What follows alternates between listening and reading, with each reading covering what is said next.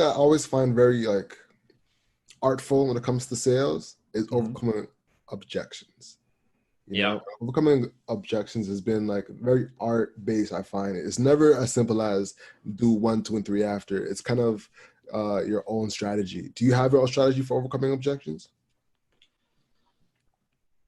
Sort of. So we do some activities internally around objection handling, where the most important thing, again, is discovery around the objection. So really getting to the reason why. Like most people who are buying, they just have their own preconceived notions and their own bias about, oh, I've done influencer marketing, it sucks because I had one bad experience like with a shitty company 5 years ago.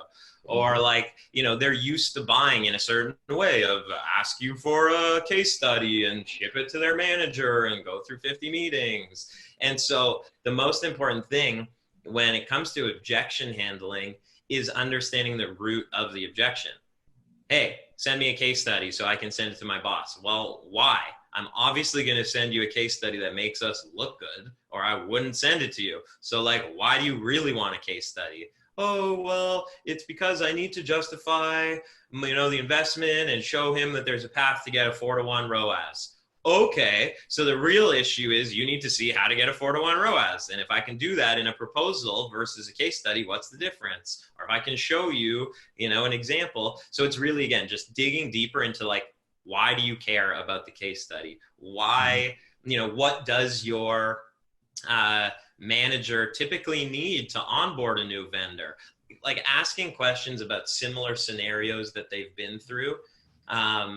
To then get to that root cause helps you get from that surface level problem to really understanding the root issue of why they won't buy. Because in a lot of cases, it's like, oh, I didn't have some marketing material. But no, it's really you didn't do the discovery to find out what that issue was to then make them comfortable with it.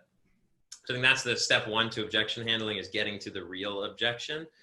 And then in some cases, just like if you don't have an answer, say you don't have it, go to your team and tell them you'll get back to them. That's better than like making up some bullshit answer that you'll get called out on later.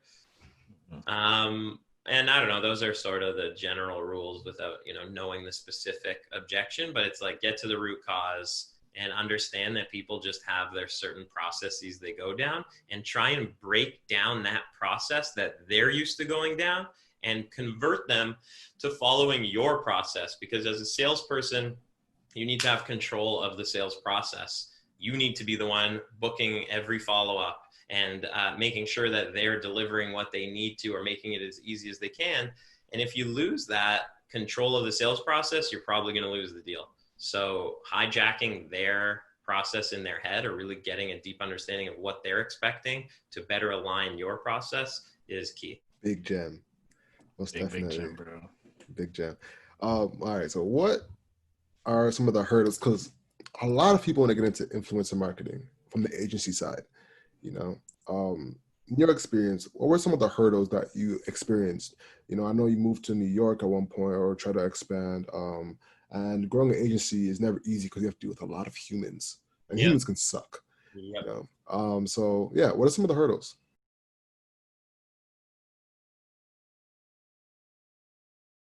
Thank you for watching that video. To see the next video, click right over here, and to subscribe, click right over here. Peace.